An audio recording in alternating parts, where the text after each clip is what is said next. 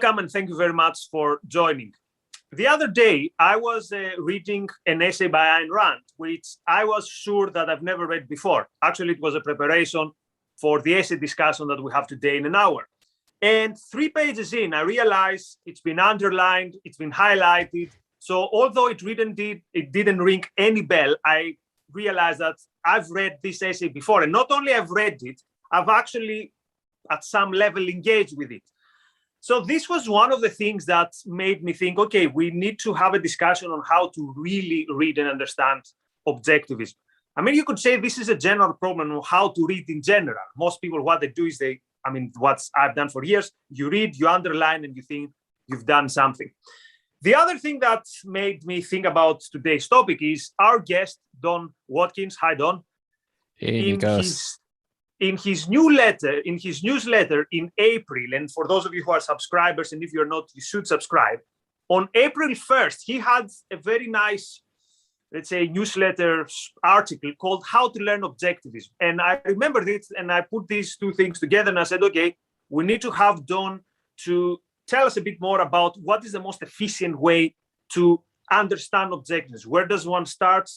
And most importantly, when you have in front of you a fiction, but even more a non-fiction work, how do you get through it? So most of you probably already know Don. Don has co-authored books on themes around objectivism, Equal is Unfair, The Moral Case for Finance.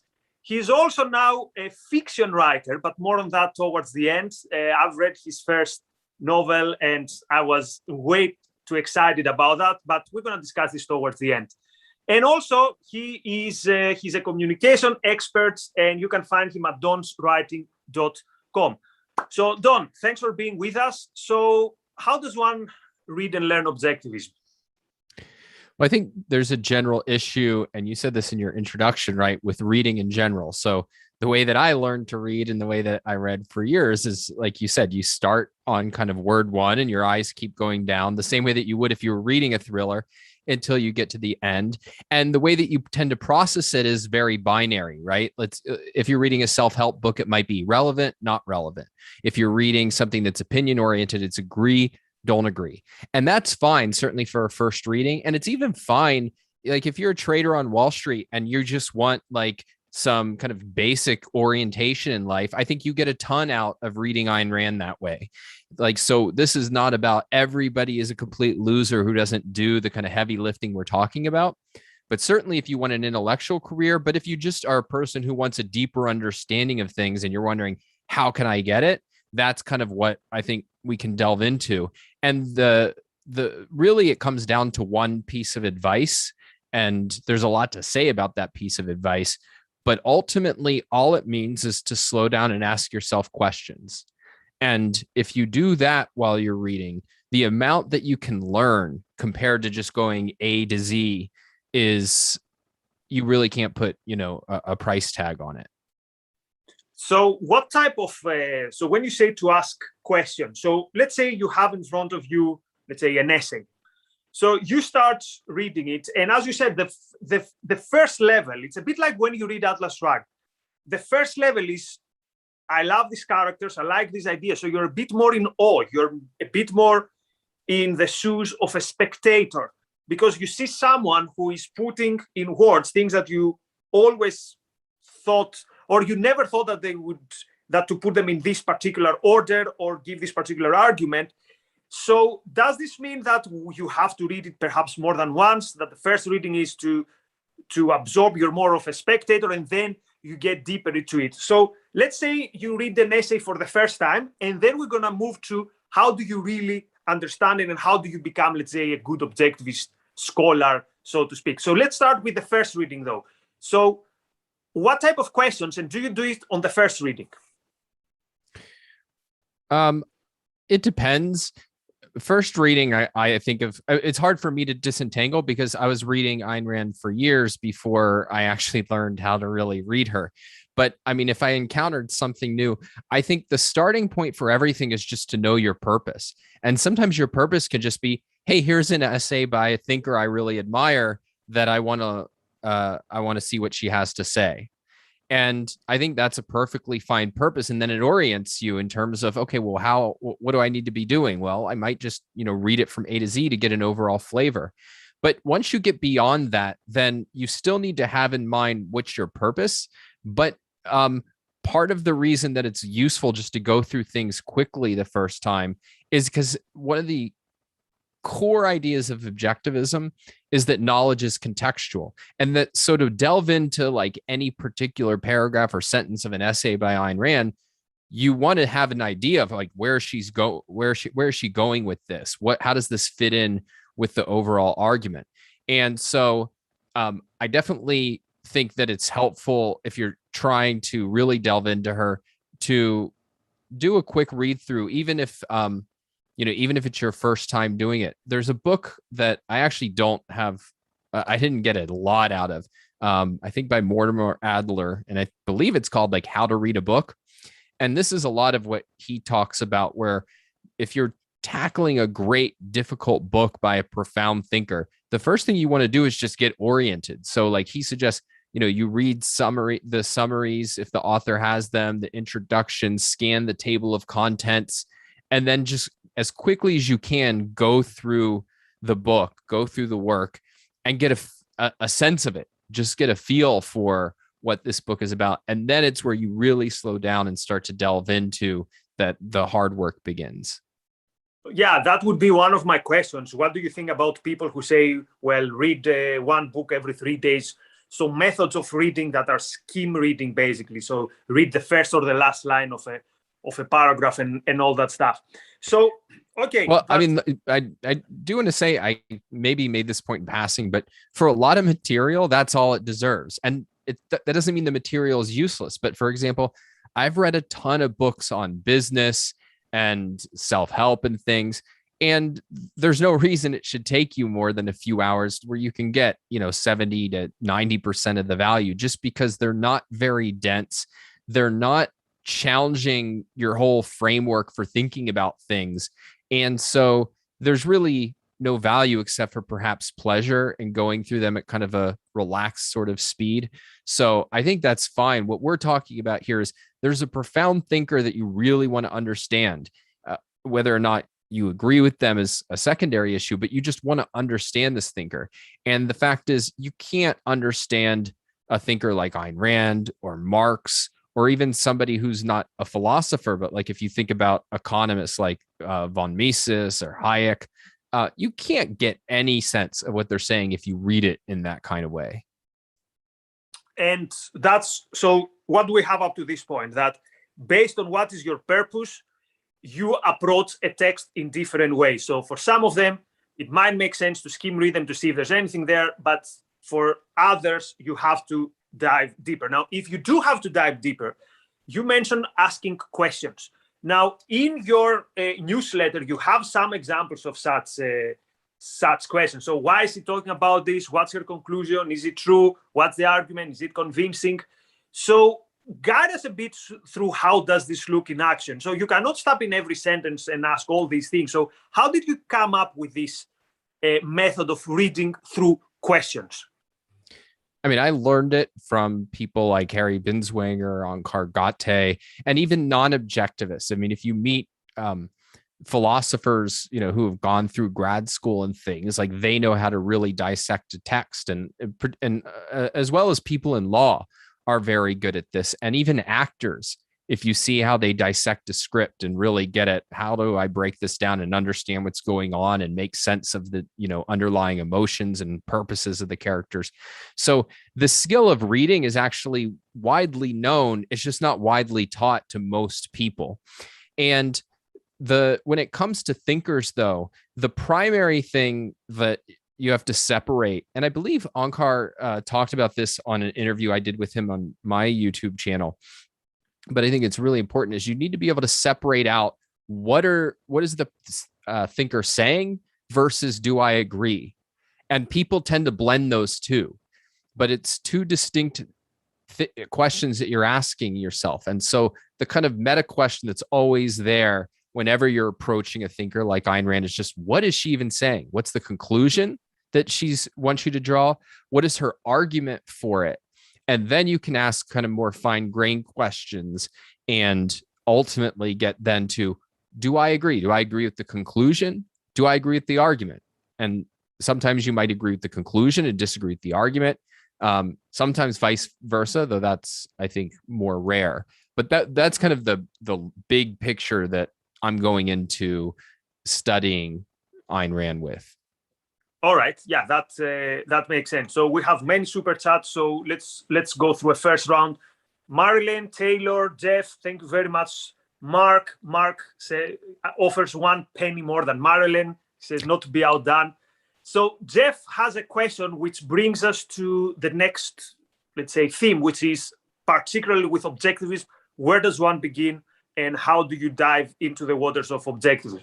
So his question is, I'm just finishing up with The Living, and he has clarified he's also read Atlas and the Fountainhead, and intend to move more in-depth understanding with OPAR. This is Leonard Peikoff's Objectivism, the Philosophy of Ayn Rand.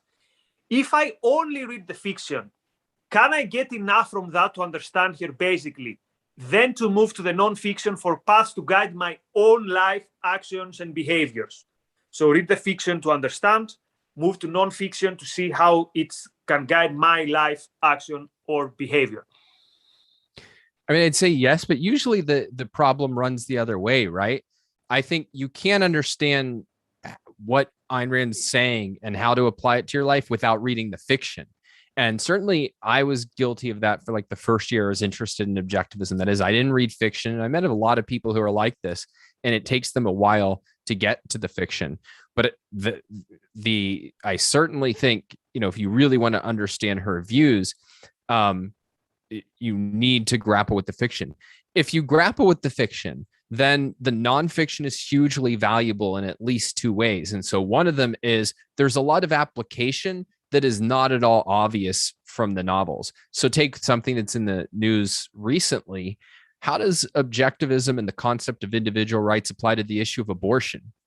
Ayn Rand has a really striking analysis, and I am highly dubious that anybody would have anticipated it just reading the novels.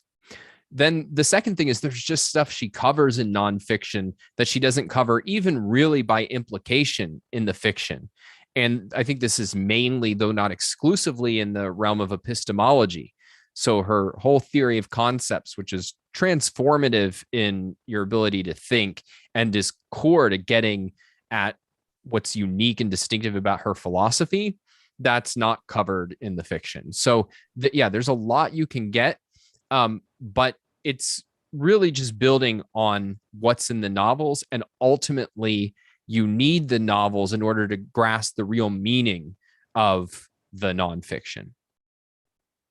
So would a good method then, when you're dealing with the nonfiction, would a good method be to stop while you're reading and try to think examples where this applies to your life or to today? Here's an example. So when, for example, when she talks about the sense of life, does it make sense to stop and say, okay, what is the sense of life for today? Or is this, in a way, something that you can't know if you're going to go wrong? So you might say, okay, I'm going to give my own answer to this and then see what she said.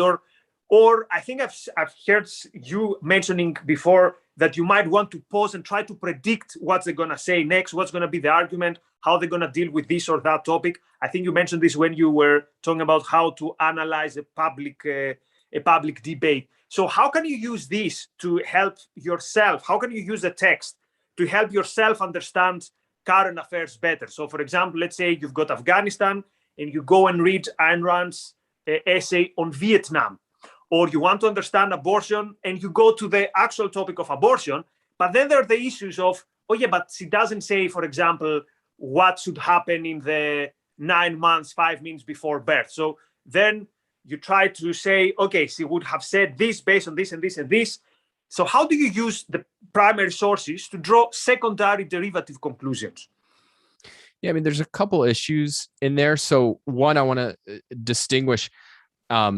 So there's an issue with one of the pieces of advice I give people in order to improve their ability at answering questions is whenever you hear a new question asked of somebody like Ayn Rand or Leonard Peikoff or whatever that you haven't encountered, it's helpful to, in effect, get on record. Okay, this is how I would naturally answer it, because one of the most helpful thinking tools that you can, or strategies that you can have, is to notice, all right, Ayn Rand says this and it makes sense to me, but I would have never thought to put it that way.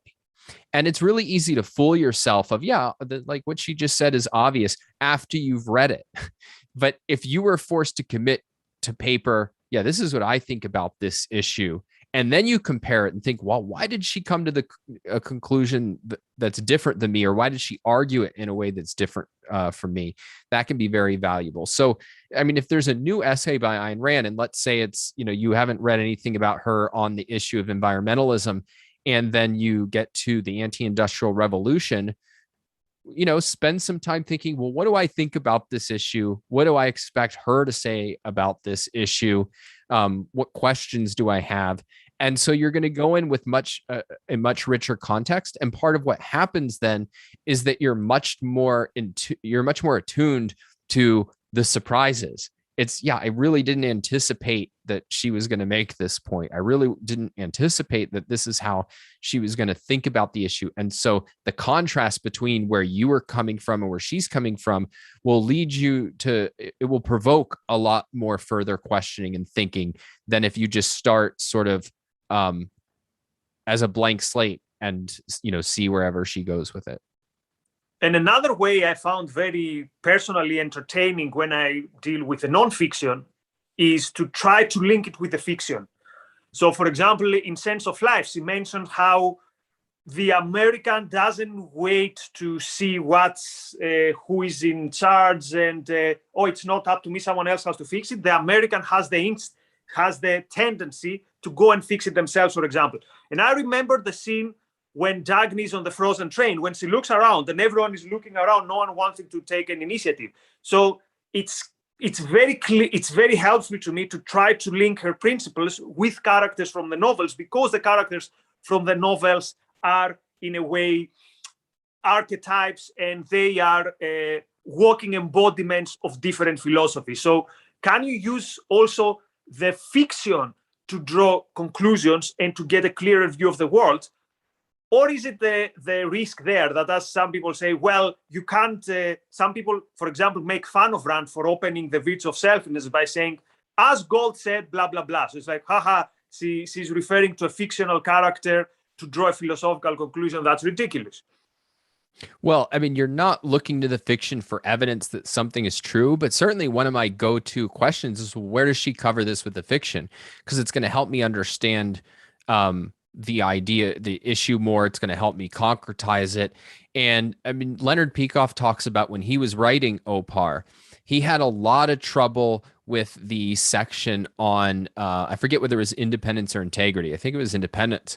And so he was going through all of these challenges. And then he thought to ask himself, I wonder where Ayn Rand talks about this. And it occurs to him, oh, it's the novel that I basically memorized as a kid, The Fountainhead. And so, and that helped illuminate the whole issue for him. And it led to, one of the most important, best chapters in his book. And so, figuring out like, okay, where is she addressing this in the fiction, and just generally asking, all right, well, where else does she cover this? Because she's in her nonfiction mainly an essayist. And so a lot of her insights pop up in very surprising places. And this is one reason why it's good just to, before you like delve in and spend, 6 months studying a couple of the essays, to just have a feel for everything. Because, for instance, objectivity, well, I mean, it pops up in What is Capitalism, of all places. And it also pops up into an essay that I think a lot of people don't go back and reread, if they ever read, which is Who is the Final Authority on Ethics? And there's other places too, but those are kind of two really key places that you might not expect. And so having that sense of, all right, well, where else is this issue covered in the literature is really useful. And this is not to be confused with what would Rourke do? Or Rourke quit his job, therefore I have to quit my job. So in a way, the fiction gives you the concretizations of the principle, but it has to be clear to see what is the context in which these principles operate and in which these principles play themselves in the novel. So how do you avoid this trap? How do you recognize, for example, Ragnar is in a way engaged in armed revolt, but this doesn't mean that the solution now is armed revolt, for example. So how do you make this distinction? What is within the context of a novel a principle, but this principle might not be relevant to your context? Well, in part, you named the issue, right? Because we do this all the time. As human beings, we are naturally inclined to emulate people that we admire. And part of growing up means learning how to distinguish what's unique to them versus what's the more universal principle. And that's not always easy.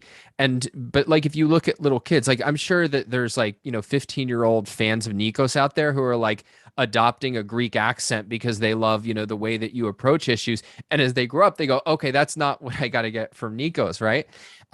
So it's being able to distinguish what's particular, say, to Rourke versus what's the universal principle. And so part of that is getting one thing that's really helpful is to look more universally across her heroes, right? If Rourke seems kind of very stoic, which I don't think is a correct read on his character, but people kind of come away with that. You think, okay, but there's also Francisco, right? Who is bold, colorful, highly wears his emotions on his face. Charismatic, I would say. Yeah, completely. And so having that, not taking things out of context is to look at the broader context. So one of the mistakes that people will make, and I mean, journalists and critics of Ayn Rand make this all the time, is, oh, Ayn Rand thought businessmen were great and politicians were evil. And then if you think, well, wait, let me span across the characters and let me get the context. And it's, oh my gosh, most of the villains in Atlas Shrugged, or at least many of the villains in Atlas Shrugged, are businessmen. The Fountainhead is filled with second-handed businessmen. So that can't be the right way to understand her. So I think those are really helpful. But then another helpful part is it's precisely what you're doing is going back to the novels from the nonfiction. In the nonfiction, she's giving you the principle, right? And so it's helping disentangle what's unique to the characters from what's universal. And that's one reason why it's really helpful to go into the nonfiction, is to get, it's not about like speaking in short sentences and not going to parties like Rourke. That's not what the principle is. That's not what it means to be independent. Or, she has an essay on the question of scholarships. And so you might think from the novels, if you're not careful and you're not considering the context, never take money from anybody, and certainly never take government money. And then you see how she thinks about those issues, what principles she thinks are relevant. And it can be really surprising and shocking. But so that back and forth between her concretization and her statement of the principles in nonfiction form, I think is precisely one way to help clarify this kind of issue. Good. And I see Marilyn and Mark are on a healthy competition on who is gonna give more super chats. So many thanks to both. So Don, now let's go to the last question, which is, how do you reach a level of objectivism where you go, let's say, to the higher belts? You go to the brown belt, not to say the black belt. So first, you need to have something like a bird's eye view of all the literature. So now, for example, you thought two essays that are not among the most well-known. So how do you achieve this level? It can't be just you read the essays many times. So, and let me give an example of what it means to have a bird's eye view of the objectivist literature. And I would say it's what you did in your series on OPAR. So in Don Watkins' channel on YouTube, there are 452 videos with analysis on OPAR. But what I found very useful in these videos is that you don't only mention what Peikoff says, you also bring other thinkers, and thinkers that are who even might disagree with each other. So I remember, for example, in Causality, you bring a quote by Nathaniel Branden, you bring a quote in his Objectivist Days, you bring a quote by Harry Binswanger, and you say there might be something here to slightly different approaches. So how do you get to this level? And I don't just mean, okay, you spend 15 years, because what's the method? Like, do you keep notes? Do you have folders with, let's say, like the lexicon, different concepts, and whenever you read something, you add something there? How do you reach that level where you make 52 videos and you can draw from like less well-known essays by Branden from the Objectivist newsletter or whatever? Well, I don't think there's necessarily a recipe for it. I think that any person who's going to do that is going to be very self-driven. And part of what they'll be able to figure out is, what do I need to get to where I want to be, or to get to the next step and where I want to be? But I will name two things. And the first one I'll just say is, it's super helpful to have mentors and models. I use mentor to be people that you actually like interact with and can help you. Models, I use people who are more remote. So if you read Ayn Rand and study her writing, she's a model. She's somebody that you're trying to understand and emulate. And I think that kind of studying how a mind works that you want to learn from, I think is kind of the foundation, at least it was for me, of improving as a thinker and as a communicator. And then the second one, you mentioned. Can you concretize the first point a bit more? So how does it look in practice that you take, so that you see, let's say, Rand's methods and you take something for your own life and work? Well, I mean, for me, the key thing was I had the privilege to work with people like Onkar Ghate and Yaron Brook and Alex Epstein. And to take the case of Alex, it's that he had a skill set in terms of persuasion and clarity of communication that I really wanted. And so what I did is I just ingested everything that he created, and then would constantly ask him, you might say, bug him for feedback on my stuff. And then when he gave me feedback and when he gave me suggestions, I took them seriously and I really worked to implement them. And so that's sort of what I mean in terms of mentorship. But you can see you could do that even if somebody couldn't give you feedback. And what happened, you could do a lot of that, right? You could really study their writing, study their speaking, their Q&A, and pay attention to it. And I would literally sometimes go through a piece line by line and think, all right, well, why is he doing this? Why, how would I have written it differently? And the best thing that I ever did is, I would contrast, I wrote on this topic and he wrote on this topic and another person wrote on this topic and all took different approaches. What do I think makes his work better than ours? Then what ultimately happened was almost spooky, which is that there came a point where if I heard an argument or a question or something, I could hear how he would answer it. So I was just so familiar with the way that he was approaching things that I had kind of an intuitive sense. And then what just happened over a period of years is that, that voice became my voice intermingled with my unique way of coming at things, which is, in many respects different from his. So that's sort of how I think about the mentor model issue.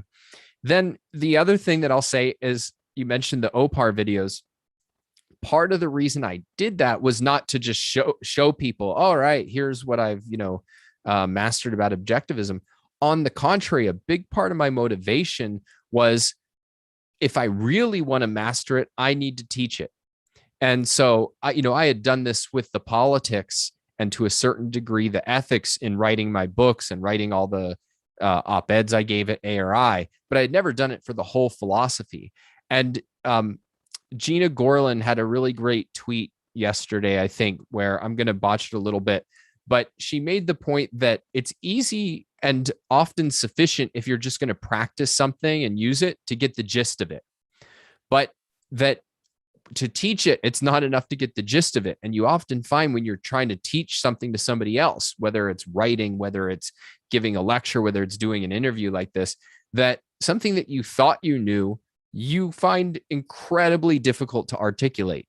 And so if you put yourself in the position where, all right, I need to teach this, and maybe it's not even a formal thing. Maybe it's just like, I need to explain it to my friends, or I'm going to write something for my blog. Going through that process and forcing yourself to put things in your own words, that's really what crystallizes, I think, your understanding and will bring it to the next level, in part by exposing areas where you didn't have clarity and you thought that you did. Right. So can I ask, how does this look more in practice in terms of when I see this series? I mean, it's super detailed because we're talking about 52 videos, and knowing you during the same time you had your writing going on, you're someone who has a life, you have a family, you're not a hermit who only does these things. So how would the production of one video look like? Like, obviously you'd read Opar, and then you do what? You go through the literature by memory. Oh, I remember Brandon said this, or Binswager said this, or Peikoff says this. So how would the production of one video look like, and how much time? Because once you found everything, because it's something that you give to the public, you also need to think, I need to be motivating, I need to have a structure, I need to have a... So it's also the performance and the execution. It's not only gathering the information and trying to present them with clarity. So there are three different things happening. What's the information? How do I make it simple? And how do I deliver with clarity? So how did you do all these things in one? How did you bring these things in one place? Well, I mean, part of the context is that, I'm cashing in on 20 plus years of full-time doing nothing but learning and communicating objectivism, right? So that is, I don't think somebody could do that like just in their free time the way that I did it. And so I was bringing a lot to the table. And so, yeah, I mean, the way that it would work would reread the section in OPAR, make a list of, all right, these are the things that I know are relevant. And sometimes I would have to peek around because I say, I know I'm missing something, or I suspect that I'm missing something. And then putting it together, I mean, it varied on what the issue was. And usually it would just take, a few days. And in terms of making it motivating and things like that, I'm trying to remember. I guess I did work really hard to make it kind of motivate, but I was really assuming a deep motivation, right? So my motivational job and making things interesting, it wasn't as hard as like if I was doing something for the general public. That, motivating that, making that clear would be a completely different endeavor. Whereas I'm assuming people who have a deep motivation to learn more about objectivism and a lot of context. And so there it was just, hey, let me share some interesting things on top of what you've already read or that you might not have thought of. So in that sense, the communication part of it was relatively easy. The hardest part, if you want to know the truth, was, all right, how do I look in the camera and not look like I'm just staring at my notes? Because I did have to rely on notes for a lot of it, because I mean, it's a lot of technical stuff that, I'm making a lot of different points. And so it was actually more of a performance thing than it was a preparation thing. The preparation thing usually wasn't that hard. Sometimes it was, but typically that was definitely not the stumbling point. Early on, I tried to do everything off the top of my head after reading the notes and trying to edit out all the flubs and whatever. And then I said, this is ridiculous. Nobody's really getting extra value out of that. I'm just going to try to consult my notes without being too conspicuous and just riff. And that made it a lot more pleasurable. All right. So, and the last question is, so I assume you've read literally everything, like from the journals, the newsletter. At what point in your journey did this happen? Or do you still do it? So, okay, let's say on your year 4 or 5 in ARI, would you still spend 1 hour in the morning? I know you're an early riser, saying, okay, now I'm going to read this essay that I haven't read and I'm going to keep notes. Or when you were reading a new material while you were into that stuff, is there somewhere, do you keep notes somewhere, or do you just keep notes there? Is there like a Don Watkins file with everything on objectivism that's, if you're going to sell it, it's going to make you a fortune or something? No, I'm not that systematic. I made a joke once in an early Q&A video, but it's only half a joke, that like my goal in life is to maximize whim worship. And what I mean is I want an infrastructure that's rational and oriented towards values, but that leaves me a lot of optionality to do what I'm just motivated to do in the moment. And so what happened for me was, I think it was very early on in working at ARI, Onkar Gate made the point that most objectivists like are shamefully unfamiliar with the Ayn Rand's material. And I had read almost everything at that point, except for, I mean, the major gap is I hadn't read We the Living. I didn't read that until my second or third year at ARI, which just goes to show you my earlier point about fiction.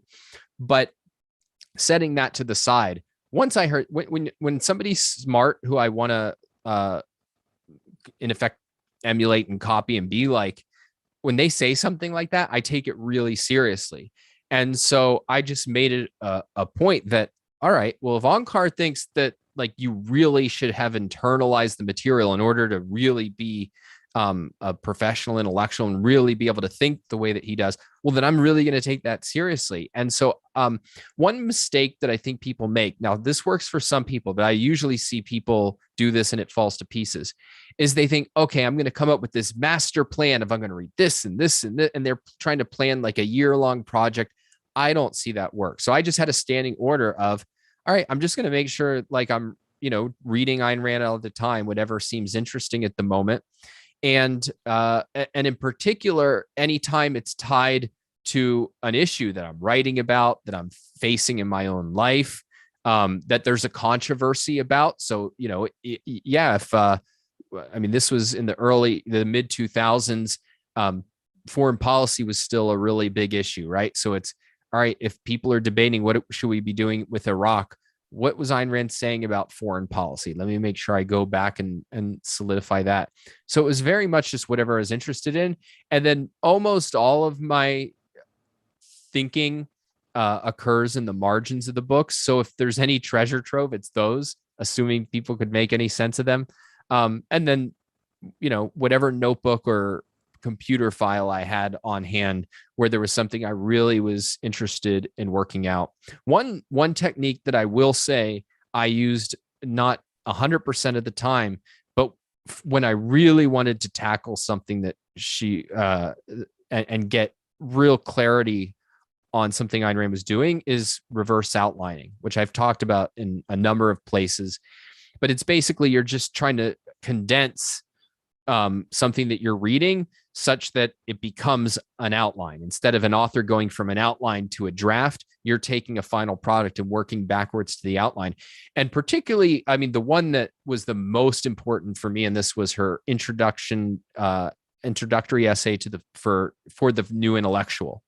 That essay goes in so many places and is doing so much that I just I could not get a grip on it without going through and really trying to break down, okay, what's the overarching argument here? What conclusion is she drawing? Why is she, delving into these summaries of the philosophers? What's the purpose of that? Is she trying to give us a history of philosophy? Is she trying to do something else? Why is this the essay that's framing all of the speeches in the book? And really trying to master that. So I highly recommend, particularly with Ayn Rand, because her structures are often very complicated and reflect very kind of sophisticated, nuanced argument. And it's really hard to hold unless it's a very short piece in your mind. And so that's an area where I would really work hard and a lot of penmanship in order to get at what is going on in this piece. Yeah, and in the Objectivist Academic Center, I think in year 2, one homework 1 week was to reverse outline the extremism article. And even putting numbers to the paragraph, someone might say, yeah, that's too much work. But as you say on the writing stuff, outline is saving your time. It's not a waste of your time. And in some ways, you could say the same with reverse outline if you really want to dive deep into a text. And you say you don't have these Word documents. I have 2 Word documents. One is called Don's Writing Tips, and the other is called Don's Communication Tips. And the writing tips are from Don's newsletter, and the communication tips is from Don's Persuasion Mastery stuff, which is on his YouTube channel. As I say, I'm very surprised this stuff is for free on the internet. So thanks a lot, Don. I've taken so much from your work, and I think it's great work. Now, well, hold on. Let me just say one thing. So I do have, I particularly in those days, I took down close to verbatim notes on if I was, watching, if I was particularly if I was getting feedback from somebody like Onkar Alex. And indeed, I pulled up today for a project I'm working on some old notes from Alex. So this was, I'll just share some gems. And these are, he does not have any responsibility for anything I wrote, since these are not a recording, but people just might find this amusing. So I did an interview shortly after the financial crisis on the financial crisis. And at that stage, I barely knew any economics. I knew that people saying that this was a failure of the free market were wrong, because we had a Federal Reserve, we had tons of regulation on Wall Street. But I gave this, interview on the subject, not knowing much more than that. And he listened to it, gave me feedback, and I'll just give you a couple lines from what I wrote. And again, don't hold me that this was his wording. But it says, give yourself the standing order. Talking out of your ass isn't an option. This may cause your interviews to be rough at the beginning, but it will be more interesting. So it was, the listener could perceive that this guy didn't know what he was talking about and was trying to, in effect, echo things that he had heard without first-handedly understand them.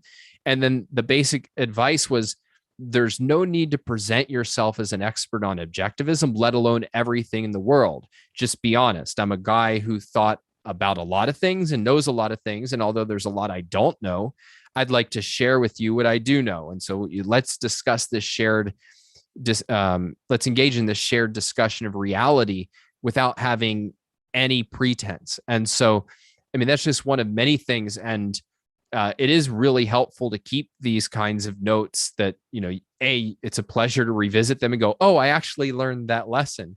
But B, you'll just, forget so much if you don't do it. And I don't generally go back and look at notes, but I find that the mental activity of writing them down helps me pay attention and helps me internalize them in the moment. Definitely. And we have Marilyn and Mark continue their productive super chat competition. Mark, thank you very much for your another generous super chat. Enric says, thank you very much. What I found excellent is Rand condensing and concretizing the ideas of an essay in a short story in the beginning. And I assume, Don, the short story is not only condensing and concretizing, but it's also part of the motivation in the nonfiction. And an example is the return of the primitive. The anti-industrial revolution, where she starts with this couple that they have to go through life without electricity or without good energy, cheap energy, or the most famous one in Philosophy Who Needs It. Yeah, with the spaceship. So I assume not everyone can do this, but there is value in this storytelling because it gets you hooked, and it's like, wow, this is going somewhere. Well, and part of her view is that people are really bad at applying abstract ideas to real life.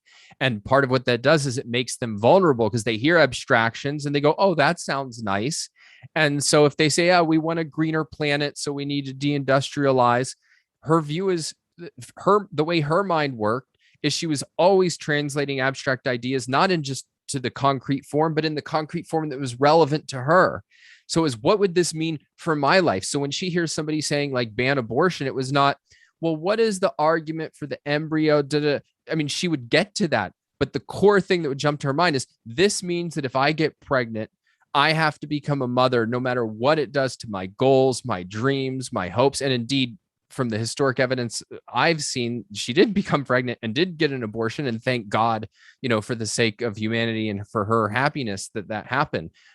I don't know that for a fact, but that's what at least has been reported by some historians. And so it's that kind of, what does this really mean in reality? And there's an added thing as a communicator, which is we mainly have emotional reactions to concretes. And so if you want people to get viscerally, like, this is admirable, this is evil, it has to be kind of concretized in that way. But I think the main point is that here's what this idea really means in practice. And so that, particularly the story that you're mentioning with the anti-industrial revolution, if you read that opening anecdote and don't recoil at, you know, the people who say we need to like save the planet from human beings, then like you're really missing something. Good. I just realized that we've been going for 45 minutes, so we need to wrap it up. So very quickly, what are you working on? So you have the fiction book, I Am Justice, which comes out in November. We're going to have Don to discuss this book. It's fascinating. The characters are fascinating, and it's not what you expect. People think, oh, there's going to be this. So you've mentioned how dangerous it is to quote, try to write objectivist literature. So it's a book that is based on ideas, but it's a book that is an interesting book. Oh, interesting is understatement in itself. But you're doing also something non-fiction, right? Which is about applying the ideas of objectivism in a different, slightly different context. You want to tell us something quick about that as well, and we'll wrap up with that. So at what stage is that? Yeah, well, it's about halfway done. I mean, halfway to the full finish point. I have more than half of it drafted. But the basic, it's called the Self-Made Manifesto. And the idea is that I don't think there's a good first nonfiction book to hand somebody. And in particular, I'm interested in how do we win over the best minds? What book would you hand a young Bill Gates who's going to change the world somehow, that he would say, wow, there's really a framework here that's interesting, empowering, and that has real weight to it. And so it's a book about philosophy. So it's covering free will, ethics, some epistemology, but it's taking it down, not just pure philosophy. So if you think of OPAR as this is the pure philosophy, the essentials of the system, this is incorporating, it's trying to make it much more easy to apply to your life by incorporating things from psychology, by incorporating things from studies on like how we can actually achieve our career goals. So it's not so tactical that it's like a self-help book where it's write out your 5 goals. It's not at that level, but it's just philosophy really relevant to life and really usable. And that's that I'm really excited because I don't think anything like this exists. And I think it's really important that something like this does exist. Exactly, because you cannot give OPAR to someone who is not into philosophy or into this particular philosophy. So this is something that you can give as a birthday gift to someone who hasn't got any contact with this level of ideas. But it sounds like it's something that is definitely missing.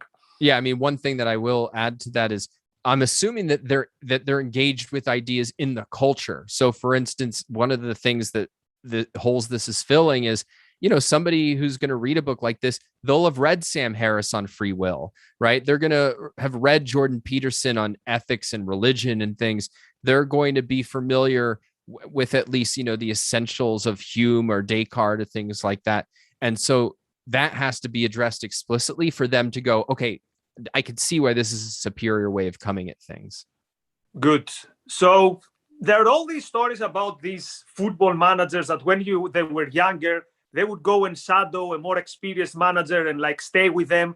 I'm not saying to Don, I should do the same with you, but I would be very tempted, but I don't like to sound creepy. But if there was one person I'd be very curious to shadow like 24 hours, that would be Don. But again, I don't want to sound that creepy because I really appreciate the work you're doing. And I'm very curious, A, when do you have the time to do all that? And B, how do you do these things in practice? How do you take these ideas and make them so simple? But that's for another discussion because we've gone off time. So, Don, people can find you in donswriting.com, on your YouTube channel. You're also active on Twitter. And is there anything else? Yeah, so in 10 minutes, we have the discussion of the essay, Don't Let It Go. Today it's gonna be me and James Valiant. Tomorrow we have the premiere of the new show with Lisa Van Dam. It's a show on parenting. It premieres tomorrow, I think 7 p.m. UK time. And another super chat from Jeff. Thank you very much, Jeff. So that's all. Don, thank you very much for your time. I think Razi has a clubhouse thing going on, which I won't have much time to go because we spend too much time here. Thanks a lot for your work. Thanks for your time with us. And see you all soon. Bye-bye. Take care, guys.